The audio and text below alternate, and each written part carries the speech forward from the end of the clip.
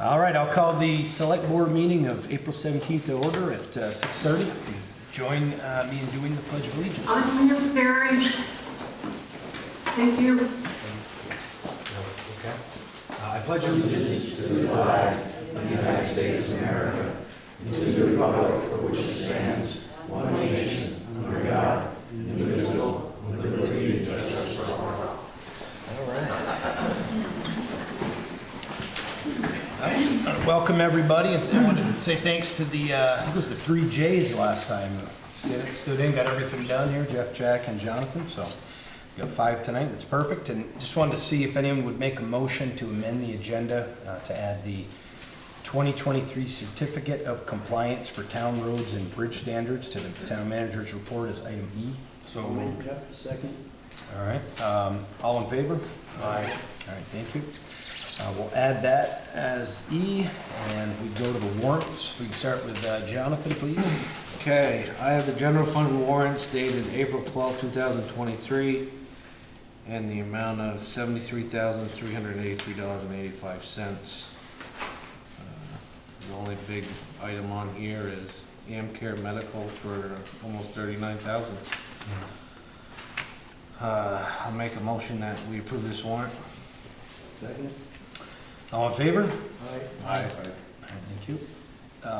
You payroll, Jeff? I have 2 payroll warrants, one dated April 7th, 2023 for $54,476.03. This number is higher than normal, but it includes the payment for the fire crew, the firefighters up the town. And I have a second warrant dated April 14th, which is more normal, of 2023 for $20,522.10, which is the standard, it's our standard stuff there. So I make a motion that we would approve these warrants as presented. Second. All in favor? Aye. Thank you. And I think Brendan's got the rest of them. Yeah, I have 2 miscellaneous warrants. The industrial park, it's our 3 standard electric accounts with Green Mountain Power for the sign lights, road lights, and sewage pump. So industrial park warrant, April 17th, 2023, and a total of $697.52. Make a motion we approve. Second. All in favor? Aye. Thank you. Okay, so the second one is a Stonehouse warrant. It's in the amount of $5,000. The story on it is Vermont Federal Credit Union through our Assistant Public Works Director and Parks and Facilities Manager, John Montagne's efforts to attract sponsorships. They paid us $5,000 towards our sponsorship program to help put on our Bay Park events and fix the Stonehouse, but they accidentally paid twice. So we're going to send them $5,000 back. So it's a Stonehouse warrant, April 17th, 2023, and that amount of $5,000. I'll make a motion we approve. Second. All in favor? Aye. Thank you. Is that both from Brendan? Sorry. Yep, all good. Slow it down. All right, next up we have the minutes. I think we've got a couple sets here. First one I have is the special select board meeting that we had on Friday, April 7th at 8 a.m. Entertain a motion to accept those minutes as presented. So moved. Second. Thank you. All in favor? Aye. Thank you. And let's see, we've got minutes from the, the regular meeting on April 3rd. Again, that was the regular meeting for the select board. Again, entertain a motion to accept those. So moved. Thank you. I'll second that. Second, thank you. All in favor? Aye. Thank you. And let's see. Okay, perfect. And I think that was the last one, correct?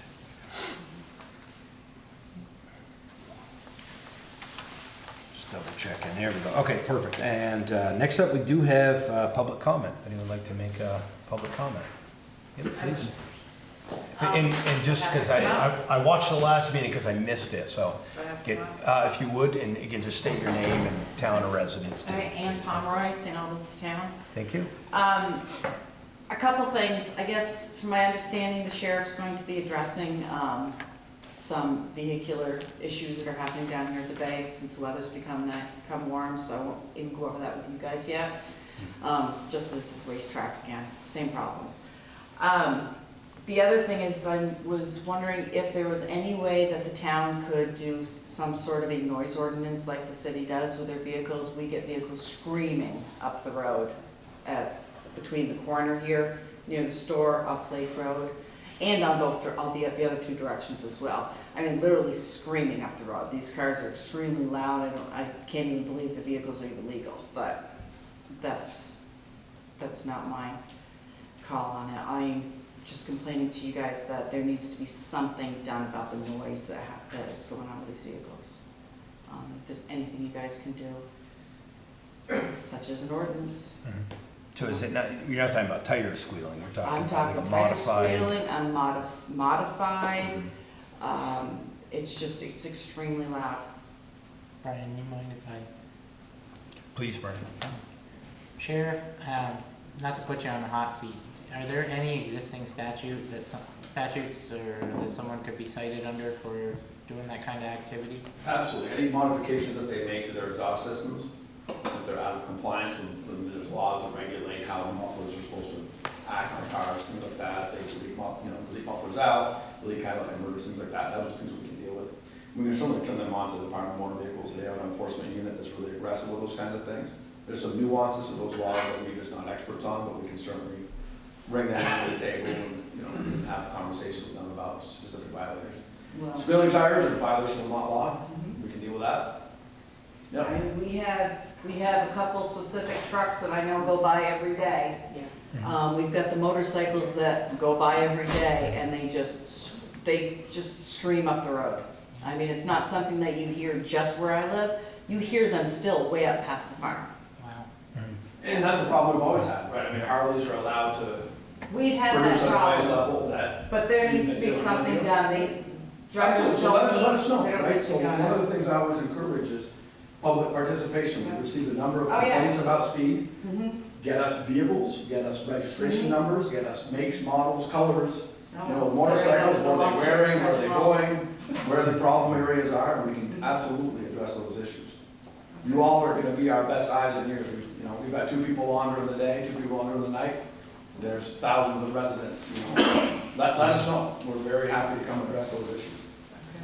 Yeah, maybe we'll start with that, Nancy. Start with that, we'll see Yeah, where let's that start with that, goes. 'cause that's existing state law. We'll see if we Yeah, can make okay. that work. Thanks for bringing that, though. Let me see if I had anything else on my list Mhm. that I know he's going to be talking. What's the status of taking over Lake Road? Have we taken that over from the state yet, or?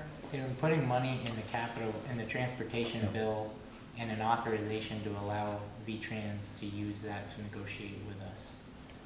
So, not the whole amount for an entire project, but just the amount needed to kind of define the scope of what we would need in exchange for taking that over as a Class 1.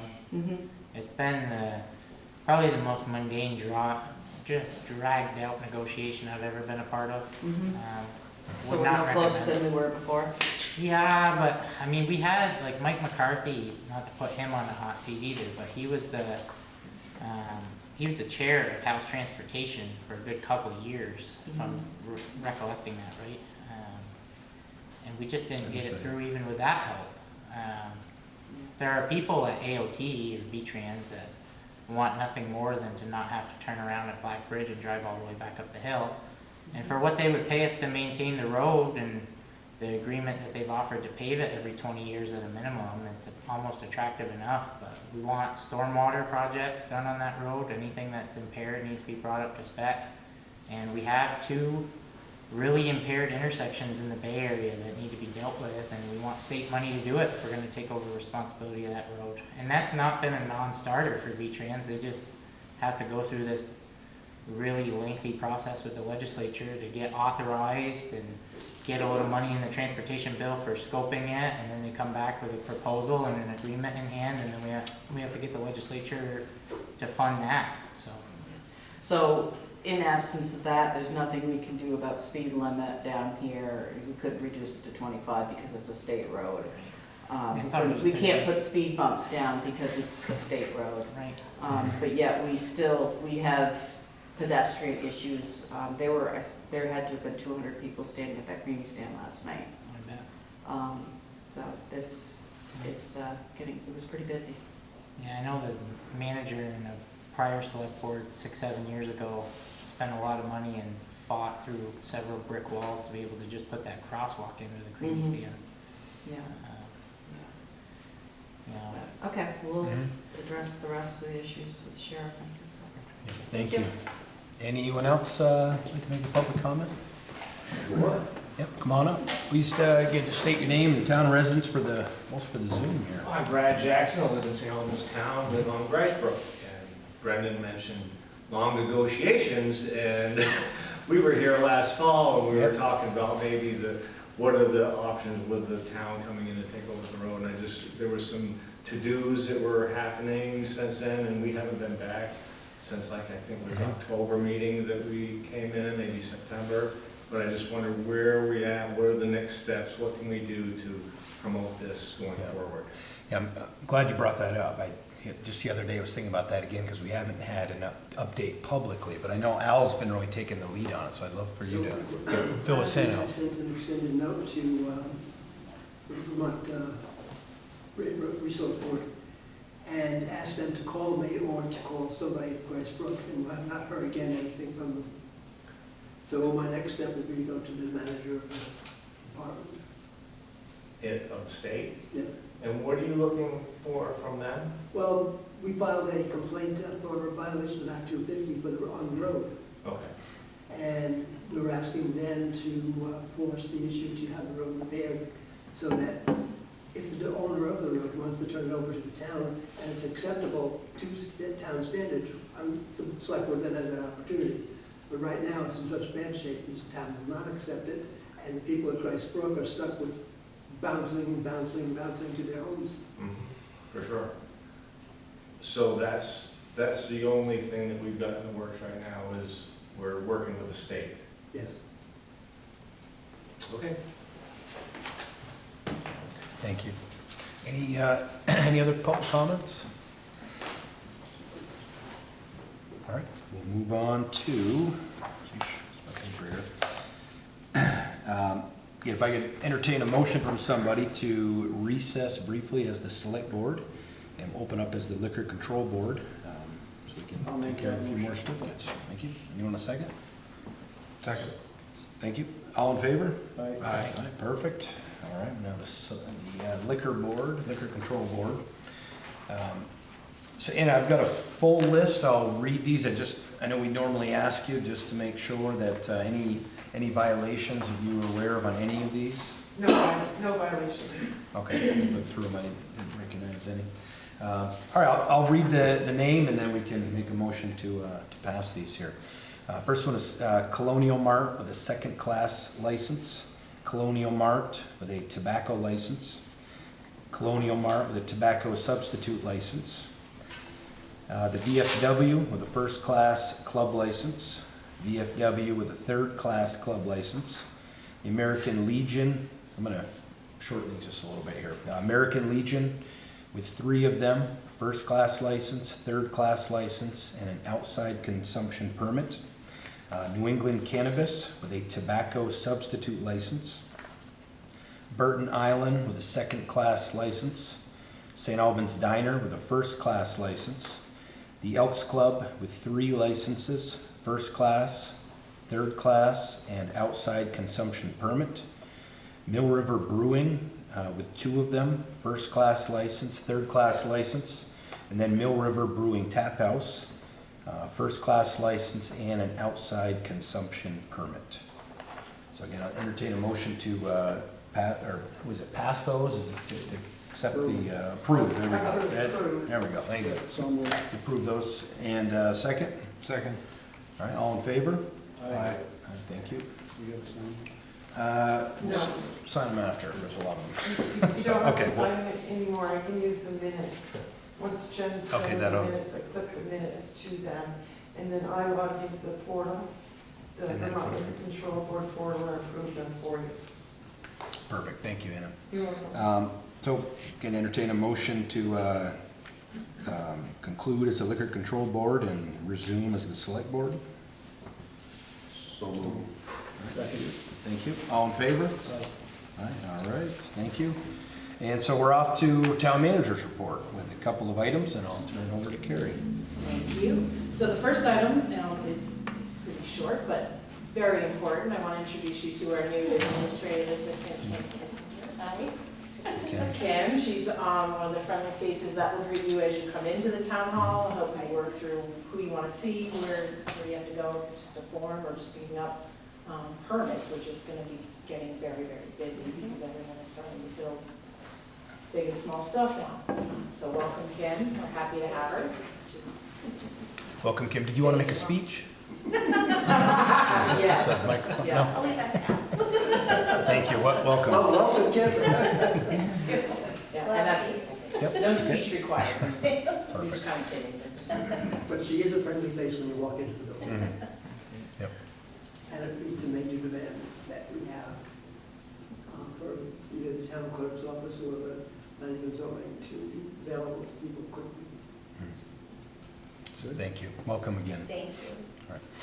Thank you very much. Carrie? The second one is we're going to ask Sheriff Grismore to come forward and just come up to the middle table. And we ask them to come in about every month, maybe a little less if things get kind of crazy, but just answer questions and provide an update on any issues that you guys might have. I have access to them on a daily basis, so if something comes up and you have concerns about it, please call me directly. Don't wait for a select board meeting, but this is in case something jogs your memory. So he's here to answer some questions.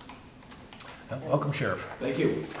All right, so we got your report. I looked through that, but you know, you mentioned there were no new areas of concern, so I guess that's good, right? Correct, same issues, yeah. So, you know, what are you guys looking forward to? But what are you looking into just as we kind of go into the summer here? Better weather, and mentioned, you know, speed increasing and noise and just. Absolutely, it's the same issues seasonally that we always see, right? So with the increase in nice weather, people are out on the roads more, motorcycles are out now, like the bay store's open, you know, people are frequenting bars more regularly. Those are the kinds of things. We're always used to those changes throughout the season, so the way that we address those and to address a lot of the concerns that folks have is just really ramping up our motor vehicle enforcement.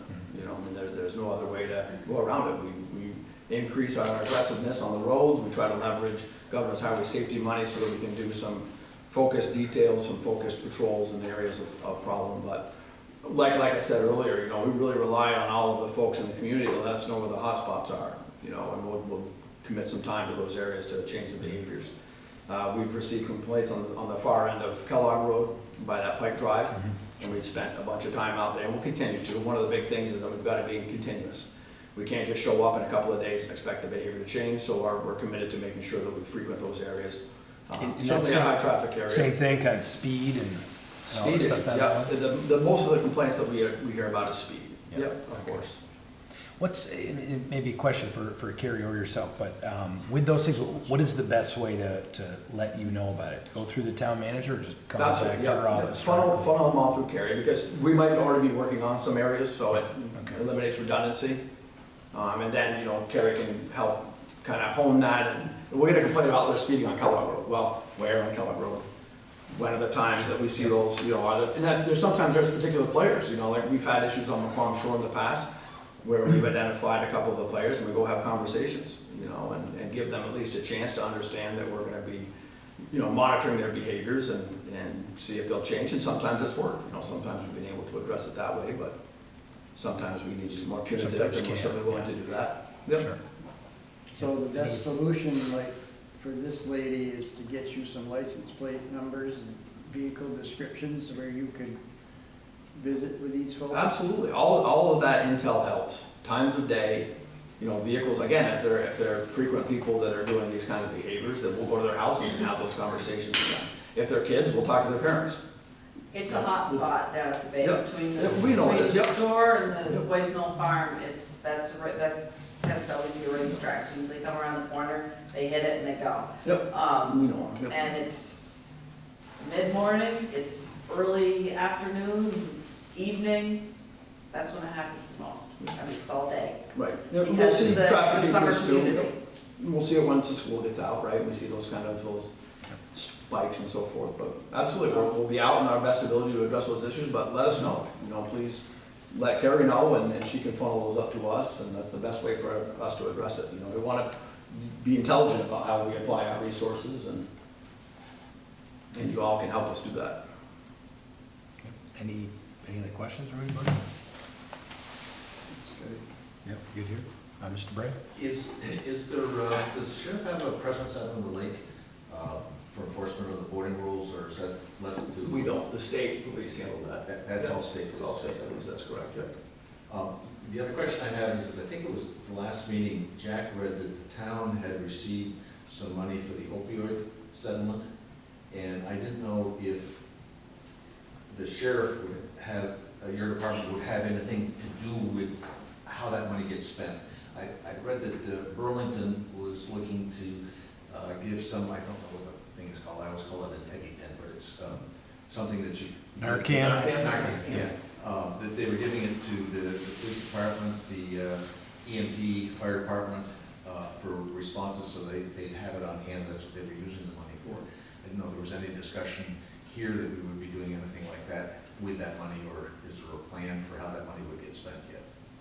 That's a question of the board. We haven't received any of that money, so I'm not sure. Yeah. How much was that again? I'll tell you in 1 second. It's about 10. We haven't come up with a formal plan yet, is your question. Do we know when we might get that money, So Kurt? we've received $14,757.61. What's that money supposed to be used for? There is criteria, and I can go over that with Carrie and present it. Maybe we come up bring it with to a the next couple board ideas. meeting, maybe? Yeah. Yeah, it does have to be used towards law enforcement, Yep. In other words, we're not gonna use it to pay for somebody to mow the Bay Park or anything like Mhm. that, so. And that was the first round. There's a second round that I just confirmed. I actually applied for too, but I don't know how much that is going to equal. That's what was spent in the news, and a couple people from town have asked if we signed up for that. I don't know how much that money is, but the state's getting like, I think, 1.5 million. They're getting a decent amount of it. We're getting some of this, like 10 or 15% of whatever they get. And that all started at one random select board meeting. We got an email from an assistant attorney general saying, "You want to get involved with this?" And we said, Yeah, "Yeah, I think we do." And now we're getting money for it, and we haven't done anything. So, yeah, That's good. yeah. Al has been. Al, yep. So you carry enough pay with the cars? Do we carry Narcan? Absolutely. Yep, absolutely do. So that's what, if that was a possibility, that's not a need that you have? No, With the money we have. we get our attorney report, supports us in that regard, so we have all that we need right now. Awesome. But we certainly have some ideas on how we can help you spend that money. Perfect. That would be good to get. That'd be good. Yeah, maybe for the next meeting, if the money's here, maybe for the next meeting, we can have some recommendations on what we can do with that. That makes sense. It's good. Al? To that degree, could we invite some of the treatment facilities to this meeting that we have to discuss how we go forward with the money? Is it a big enough amount of money to warrant that, you think? Well, they got ideas about how. Yeah, I'm wondering, together. yeah, I'm wondering if maybe you could reach out and ask some, or if it was better to have like a. Well, I mean, we can, but we're not gonna get that done in the next, like, 7 days before, so that you have it before your next select board meeting, but we could work on it for the middle part of May. Sheriff, and I meet once a month, so we can Yep. certainly reach out to some of those other individuals and get some comments. Just takes some time. It's not like it's Yeah, 100,000, so.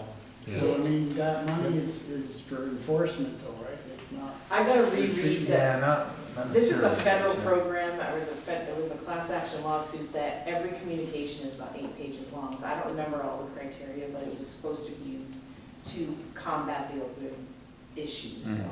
But So I guess if you can give us yeah, some suggestions. Yeah, we have to. But Absolutely. you would need to increase your enforcement, that would probably be the best route to start with. Well, I could probably put a deputy, I don't know how much it costs, but it might put a deputy through the drug recognition expert training. I don't know. Yeah. Who knows what John will come up with, but. or maybe more patrols at the park. Just to have That more too. patrols at the park, because people like to hang out there and buy and sell drug occasionally. It's all night long. Occasionally. Middle of the night. It's a regular thing. Well, I mean, that, I wouldn't mind having somebody there who's just hanging out. Two already. Be a good duty maybe to have some. So we'll, I guess I don't have it on here, but it's at the 15th. So we'll plan for maybe May 15th. Yeah, sure. Have something, that makes Sounds sense. Any other questions for the sheriff? All right. Easy, I'll leave you with this, Yep. please reach out with concerns, like, don't be afraid to voice them, don't think that they're too small. You know, we've seen a lot of car breaking, as an example, and folks think, you know, well, I just had a few dollars stolen, you know, report those, because that might be the missing piece that helps us solve the larger case, so. We're always available to hear, you know, what the public wants to see from us and ideas that they have, and we really wanna make sure that we solicit that input and that guidance and hear your concerns and address them. And if that means I'll go out and do it myself, if we're having staff issues, then I'll do that. And, you know, we wanna make sure that those things are addressed very timely and appropriately and provide you the feedback that we can on how we address those issues. Thank you. Thank you very much.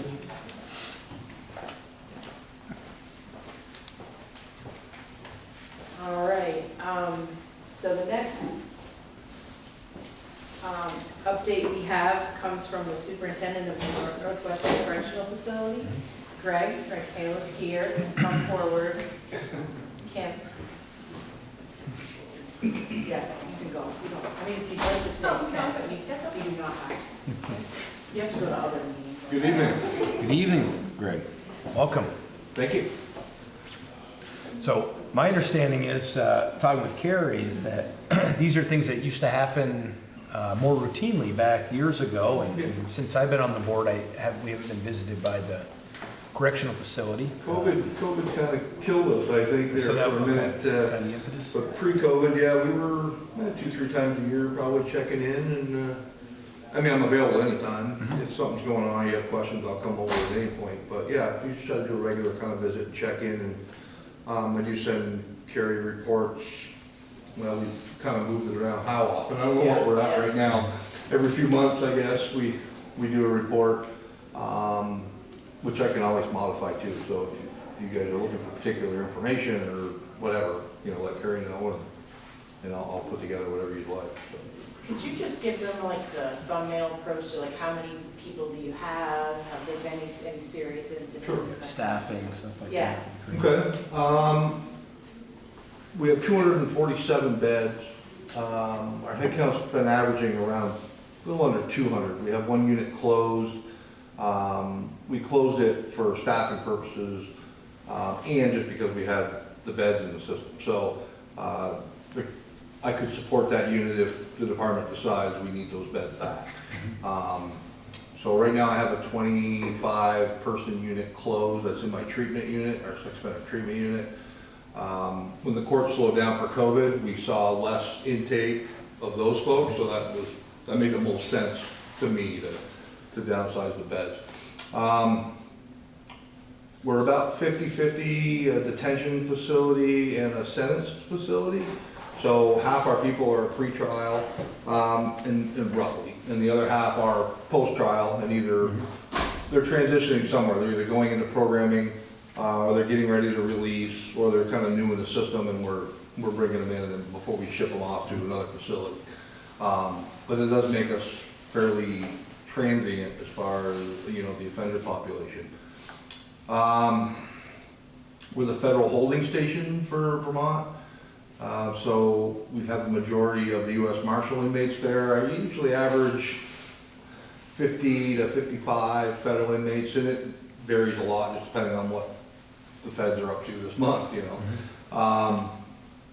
We also hold a good number of immigration or ICE, you know, folks caught crossing the border, and we've seen those numbers really skyrocket. I think, I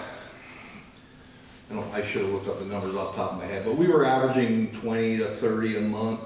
And then I think when around November hit, we saw like 150. And it stayed up there pretty good. So, and some of that's got to do with the federal government's policy on the southern border, pushing folks into Canada and they're crossing through the northern border. So, so that's been pretty busy, I guess. The good thing about those guys is they're they're happy to be in and out of the cold for a minute, I think, because they've been walking across Memphremagog or wherever else they came through. They're good inmates to have. They're not really criminals, right? They're crossing the border, and they're with us for a few days, and then they're off to immigration court. They don't stay with us very long, 2-3 days. Staffing, I mean, I'm low. I think I'm about 25 correctional officers short of where I should be to be at my max numbers. But, I mean, we're operating fine. We've not skimped or cut any corners on security or safety. We've kind of overcome it by closing that unit, which saved me like 4 or 5 staff. All staff are on 12-hour shifts right now. They're on 5/12, so they're working mandatory 20 hours overtime a week, 40 straight, 20 in overtime. And that was to save them from working the 16s all the time. Our hope was, you know, we can spread them out over 12 and they don't get popped on doubles all the time. So we're upholding security. We've not had any issues with that. I mean, I think it's not a long-term solution. It's not a 5-year plan. We need to close the gap, and we have been closing the gap. I think we've seen, I want to say 17 or 18 hires in the last 2 academies, and our retention has been good, which has always been a problem. You know, holding on to people. It's just one of those jobs that, you know, isn't for everybody, and people decide to move on, which is okay, but our hiring, to keep up with our retention, and then somewhere it just kind of got out of whack. Through COVID, we just weren't seeing those numbers of applicants. You know, we went from 20 or 30 people on a hiring list down to 3 or 4, you know, and out of those, you gotta choose the best, and, you know, you're not, so, anyway. We're seeing an increase in that. I hope that continues to go up. We put a lot of time and effort and money into recruitment and being present, and you know, if you see events around, you'll see my folks there on a table somewhere handing out coins and cards and trying to get people signed up. So, so there's a real effort. That's department-wide too, by the way. It's not a St. Albans thing. It's a statewide. Statewide, the department's seen something like a 40% or 30, maybe 37% vacancy rate. You said 30%? I think so. I mean, I'm paraphrasing, but it's around 30% vacancy rate statewide. You said I just wondered, 25 short, so how many should you have, 100? Yeah, we're running right around 100. Right around 100. Oh, okay. Yeah. Does that require, you said they have to get special training? Like what are the requirements to the job there for? Well, the requirements to just get hired, you have to have a high school diploma or, you know, a GED equivalency, a driver's license over the age of 18. You gotta clear a background check, so we would do a criminal background check. You'd have to pass a Vermont tax check, so if you owe taxes. Child support or something. Right, we do the child abuse check. The tax check always makes me chuckle. If you owe Vermont taxes, we can't hire you so you could pay your taxes. I don't know. To me, that'd be a reason to hire you, I think.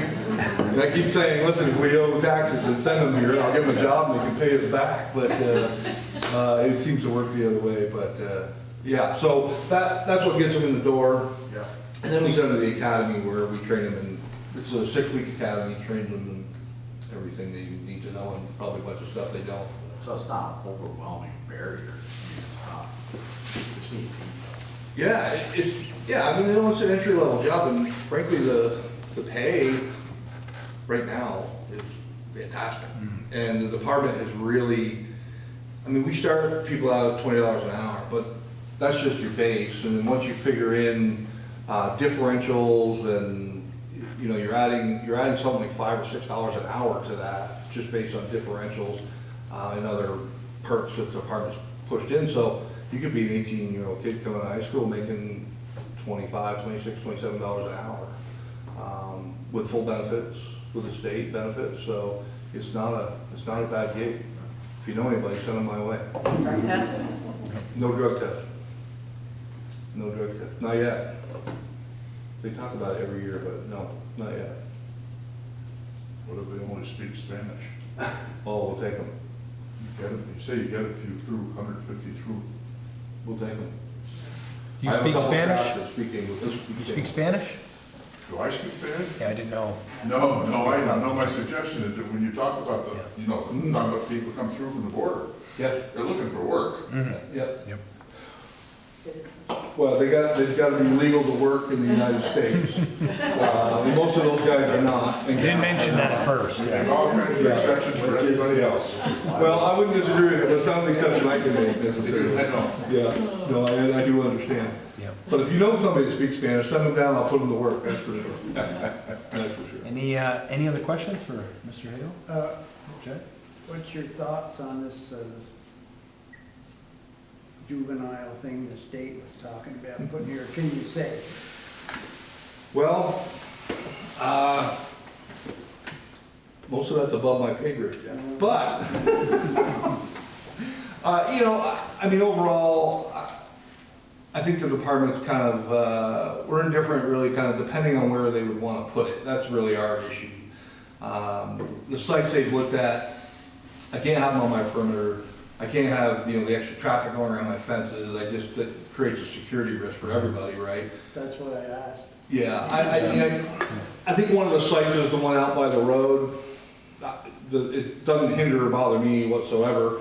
Certainly they'd have to talk to the town about permitting and the state would have to approve it. I think some of the challenges they have is that, you know, the house juveniles, they have to be sight and sound away from adult prisoners. And I don't know where you can get on that property that you might not overhear something or see the guys working in the garden or mowing the lawns or, so that's a barrier they're gonna have to figure out. And I don't know what the solution to that is. I mean, I think they're talking about 8 beds or something, that's what I've heard. Yep. I mean, that's basically a double wide down the corner. It's not a thing for me, I guess. Higher up, maybe they have issues, I just don't know. I don't know. Question. Any other questions from the board? David? Any of the training that you talk about, can that be incorporated into like the training that goes on up at VFA for the trades training? It is. It is part of that? Yeah, we've just started with them. We've been going up there for the last couple of years and just talking to the class, but we participated in, they did like an interview class, you know, let the kids go through the interview, so we went up and participated in that. And right now I know we've built curriculum around our advanced communication stuff that we teach our staff. It's a shorter block that we're gonna bring to that program and the one in Burlington as well. We work with them as well. So, yeah, we love that program. We love working with them. So we're kind of getting to know each other a little bit and, you know, what's transferable and what would they like, and that seems to be the most beneficial. So we're gonna try it, but, yeah. And we're always open to hearing about anything that's out there. You know, if you have some ideas of places we can plug in or help out or support the community, give me a call. Happy to do that. Yeah, for sure. I know the difficulty with hiring for law enforcement, a lot of the hurdles are the drug tests and polygraphs. Just by putting out there to people that there is no drug test and there is no polygraph, you might have a lot more people put in for it. Because you typically think of a law enforcement position that there is absolutely, I mean, not that I'm saying I want anyone to go in that way, but you may get more people apply that may have not had a wonderful past, but within the last so many years, they, you know, cleaned that up. Yeah, I don't disagree. I'm just not sure how to work that into an ad. Advertise. Come on down, we got the urine test. Might attract the wrong crowd, But you might have, there's a lot of agencies that if you know, they'll do their tests, their, whatever they call it, the questionnaire will go back 7 years. A lot of people may think that just because, you know, 7 years ago I did something, I may not be eligible. Yeah, well, I mean, so some of that stuff we do explain, you know, what the entry level requirements are. So the department, 5 years on a misdemeanor, it's really lifetime on a felony. If you have a felony in your past, you can't work for the Department of Corrections. There is a waiver process for that, but it really kind of depends on what the charge is. For the pay that you're offering, find it really hard to believe people wouldn't put it. Well, some of that's fairly new, that pay, we just escalated some of those pay raises in the last month, so there was some earlier, but now we bolstered those again. And really, the amount of applicants we've seen has really increased a lot, so we have quite a few people applying. That said, you don't want everybody that applies Right. necessarily. But it's also a good stepping stone for people that do want to go into law Absolutely, enforcement. absolutely. And we position. do sell that point too, yeah, absolutely. And we do have a good relationship with the, the local PDs and with state police and with the National Guard. So, folks that they find aren't necessarily right for them might be right for us, and vice versa. If we have folks that want to start with us and get their foot in the state door, but then go up, we're okay with that. Give me a year and then go ahead. I support that, and we help them, kind of guide them in that way if that's what they want to do, so. That's good to know. Yeah. Good selling points. Yeah, so spread the word.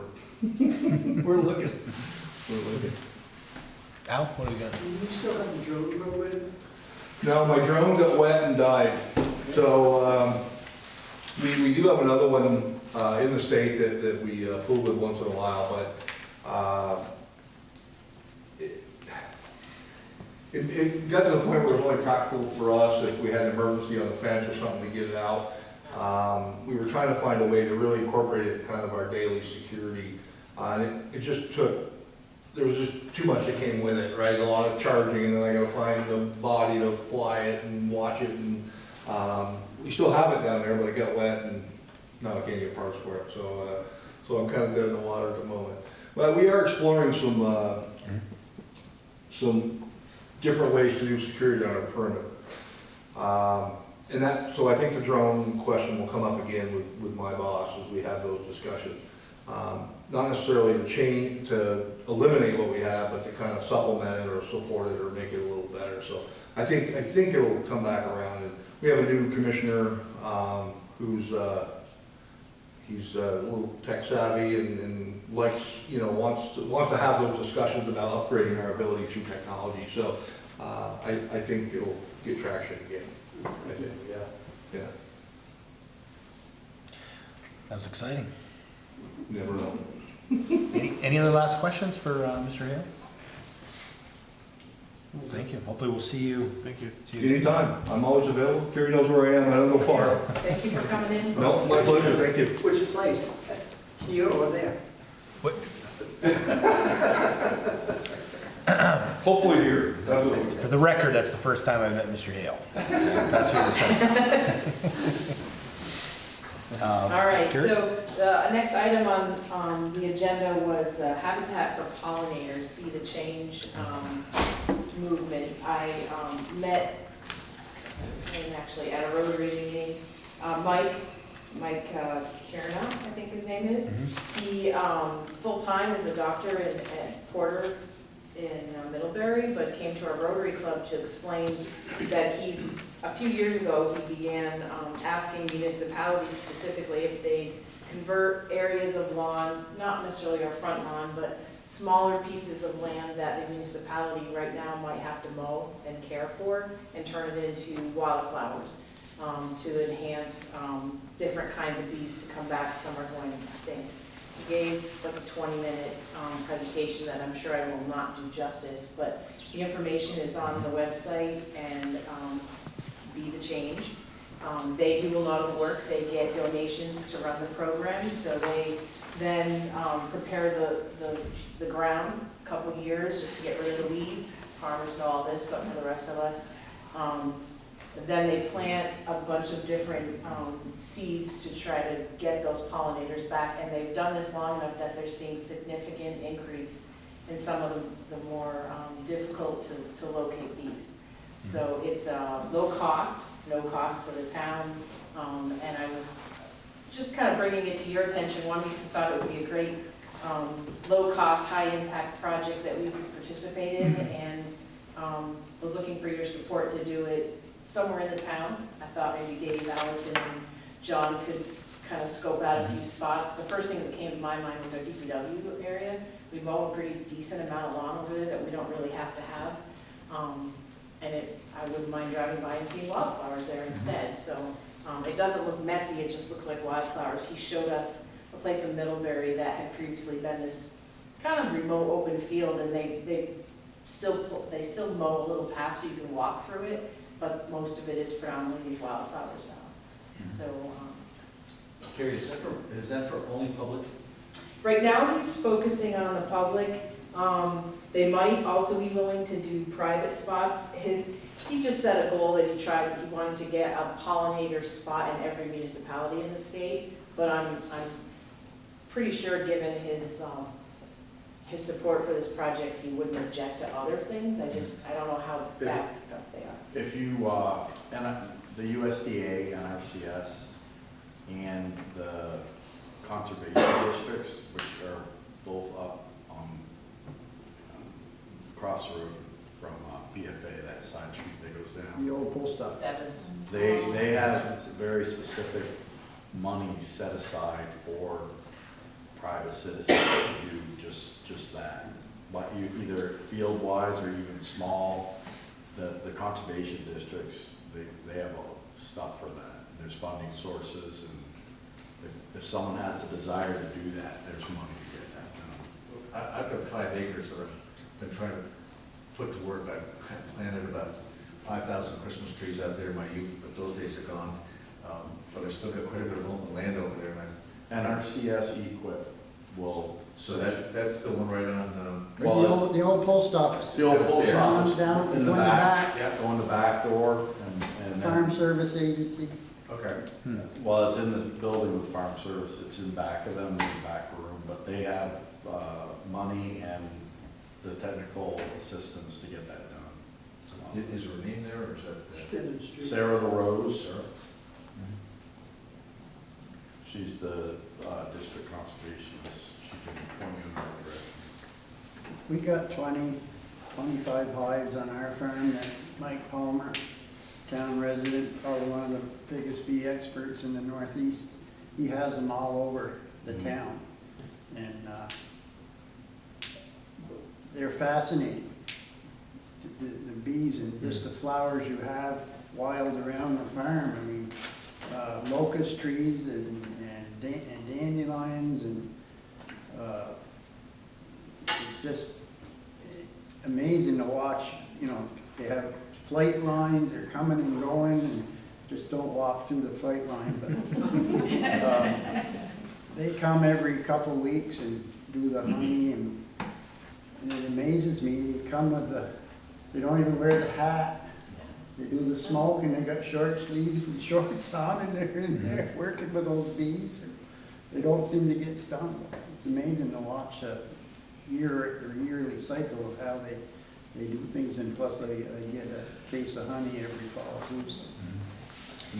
In these Carrie, in these, right, they're not doing beehives, but they're Right. just doing the flowers. Right. Wildflowers. There's a certain variety he showed us about Yeah, 10 different they pictures prefer. of bees, and I didn't take notes on those, but that they've noticed that came back after they planted certain flowers. So. And in 2023, this year, the state of Vermont drastically upgraded their pesticide laws. There's a lot more protection in there now, starting this year, for bee habitat, pollinators in general. The buffers between where you can spray herbicides and pesticides and anywhere a bee would go, there's buffers now. It's not legal to spray in the buffer. It's never legal to probably spray outside the buffer, but now they've upgraded their laws, so it's being addressed on a lot of numbers. Awesome. Any other questions or comments? I think sounds like to me there's consensus to certainly move forward and All right. identify some spots. Perfect. Might take us a year. I think they said they had a couple they were already installing, or many they were installing this summer, but that's awesome. I'll let them know. Very good. The last item is what you amended the agenda to include the town road and bridge standards. We used to do this annually. It's been, and again, COVID kind of stopped some of these things, but it's a template that the state sends us. We do these things now. We're asking you to review them and approve them and consider making a motion to do so. Yeah, and I just want to mention that part that caught my eye, like having this gives you more grant opportunities, correct? It gives us a lower copay, more or less. More, yeah. Our More money portion our is way. smaller, which Yeah. we like, yeah, the grants are Perfect. bigger. Motion to approve as presented. Second. All in favor? Aye. Thank you. Very good.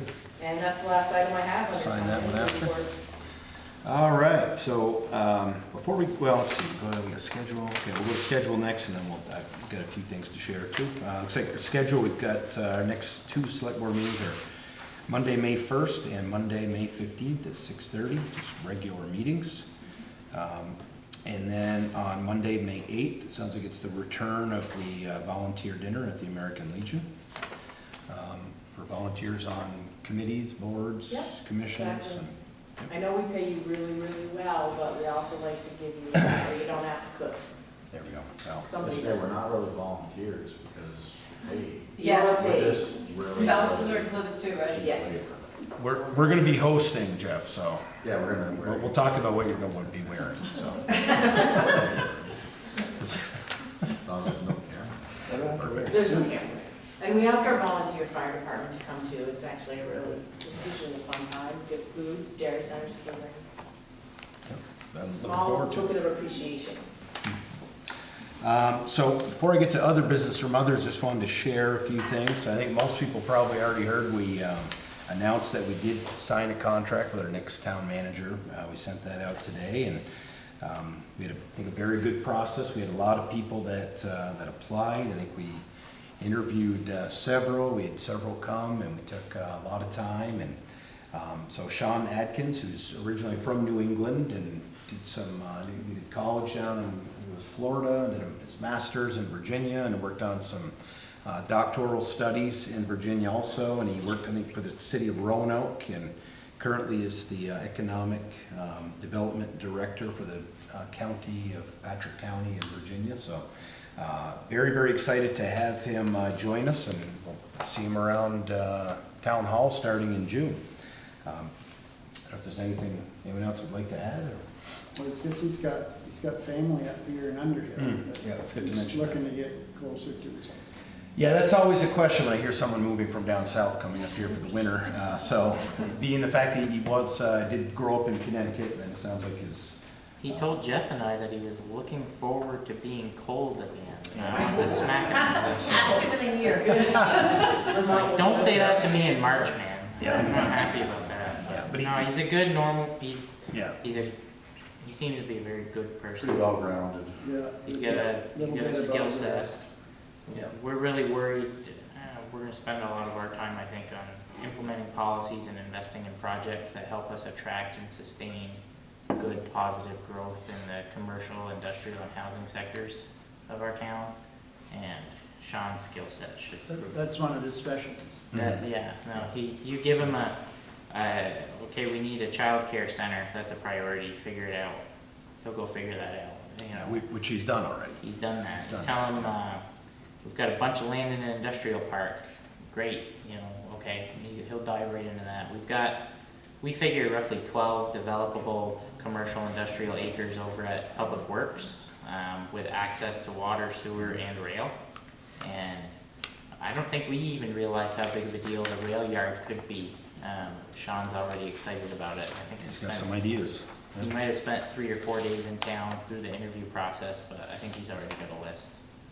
And I think the staff will enjoy working with him, and the public will enjoy interacting with him. And looking forward to watching him develop relationships with primarily, I think, state leaders and regional leaders. And I think Sean's got the conditions here and the skill set to be able to make a really big mark. So the contract's for 3 years. Yeah, so we are gonna have him start on or about June 5th as assistant town manager to Carrie. He will work in that capacity until July 1st, when he will take over. So more to come on the transition planning, I'm sure, but you know, that process is concluded, and you know, to this point, we all feel that it was concluded successfully. So hopefully we can say the same in 3 years when we give him a renewal. Yeah, I don't feel like we settled. No, That's definitely a not. good We had a lot of good candidates, and it was one of the toughest decision-making processes that I've ever been involved in, so it was good. Yep. Anyone else, or? Just another item I wanted to mention, I don't think we've mentioned it yet, but it was I think it was right before the last meeting, and which I was not at. I got in my email, and some of you may have gotten it, like a quarterly newsletter that was sent out from Megan Sherlin. And she had I called her to talk to her a little bit about it, and she said it was something the town used to do back in 2014, 2015, and then stopped for whatever reason. And so she kind of, sounds like, took it upon herself to try to get that going again. So I don't know if anyone, again, got that email. Did anyone get one of those? She did use our polymorphic system, which has about 1,200 emails from what we believe are town residents. Now I'm wondering. No one got it here, but. If you didn't get it and you want to, send me an email and we'll get you back, Yeah. get you on the list. If there's some paper Yeah, that's copies the of it thing. in the back of the room. I as mean, well. we've been using technology for the last year and a half roughly to mine emails naturally without a solicitation campaign. And now we finally have a list large enough worth emailing, and I think now that we're to this point, we'll start soliciting. So. Yeah, so definitely if you didn't get one, I mean, it's a great thing to be on. Be a good to get opportunity. that. I know Jen's here and she's our website expert. It might be a good idea to call Revise there and see if they have a plug-in where people could submit their email address to be added to our email list. Yep. I know I've got a few of those built into my website for my business, and they're really helpful. Yeah. So yeah, that was something we've been talking about since last year, really, to try to get, or maybe even 2 years ago, to try to get that email database together. Right. Kind of like Front Porch Forum has. I mean, Front Porch Forum has, I don't know if it's 900 emails for the town of St. Albans, but if we can build that up and get to at least everyone who lives in the town who wants to get an email from the town, we'll be able to do that.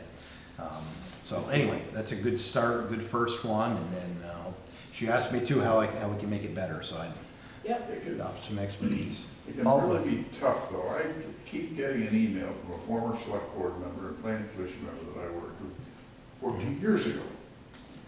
And I know he's not sending them. So putting your email into any kind of place where there's people there that you don't have the foggiest idea who they might be, or who they're connected with, can be a little trepidatious. Is that the right word? Sure, yeah. I don't know. I probably, yeah. In this application. You have a Facebook page. It can be a little, it's watched to some extent. But you also have your own website, Right. which my daughter informed me it has been upgraded lately, but it was way behind on everything. It's much better over about a year ago. Yeah, we don't sell those emails though, and so what happened to you happens occasionally here is when we put these officials' information on the website, it's public and they take that and then they do some nefarious or phishing things with it. Yeah, When I've we gotten get a lot of them. When we get people's Myself, email, it's, yeah. we keep it internally, it's not used for anything else. We're not selling it, we're not allowing anyone access to that list, we're just using it to send out our newsletter. And you can, I'll mention too, Paul, that if you did get one to an email and you didn't want it, Megan did mention that she was extremely proactive with, like, it was maybe 20 people out of the 1,200 who wrote and requested to opt out, and she said she did that immediately. So that's you know, even if we have it for a different reason and you didn't want to get the newsletter, we could do. I mean, the big one is not selling the list. Well, that's what I was suggesting, the Facebook page or your own website. Mhm. We do check Or those things. both. I mean, I think Or- at this and point, both. right, trying to Because get it's the it same out. process, it's Yep. probably the same person. Yep, So I just. yep, that's right. Yeah. Yep. Any other questions or anything on that? I just wanted to mention that we have been talking about that for about a year, but we felt like the email list got big enough, and Megan took the initiative to do that, so definitely thanks to her for doing that. Let's see, it's a couple of things I just wanted to update. Anna, okay. Now, Anna and I had a nice discussion recently, just talking about, I contacted VLCT, Vermont League of Cities and Towns, just looking at a kind of a model investment policy. So looking at monies that the town has sitting at the bank, and I got a good education, reaching out to VLCT and then talking with Anna just about what she does. And she does have a team at People's Trust Company, and she invited me to join her next time. So I'm gonna go do that and and take a look at if there's better things maybe that we could be doing with the money sitting in the bank until we need it, or not. So just wanted to mention that. And then I think the other one was just on sidewalks. I know I missed last meeting, but I did watch it. And I think we've got, which is good, right? Keeping us on a timetable. And it was this Megan and Dave who got this together, or got together what kind of chart is it called? Gantt. A Gantt chart, which I learned. A can So chart or it's, can you do it? it's a can-do chart, yeah. Can do. Which is great. I know Carrie said she would make it available to anyone who wanted to take a look at it. But it's kind of a timeline of all the different steps that need to take place, like the engineering and easements and all the pieces. And according to this, we would hopefully have some sidewalks sometime next year if we can follow everything and in these steps here. She also provided maps with where these sidewalks would be, which for me just kind of reaffirmed where I thought they were. But otherwise, that was what I had here. Any questions on that, or we can move to see if anyone else has any other business? No? Did we move to adjourn now? I lost my... Executive session. Do we need one? Yeah, yes, we do. We do? Yep, yep, contractual. It would be contractual, yes. Okay, I'll make a motion to go into executive session to discuss a contractual matter where premature general public knowledge of the subject matter would place the town at a substantial disadvantage.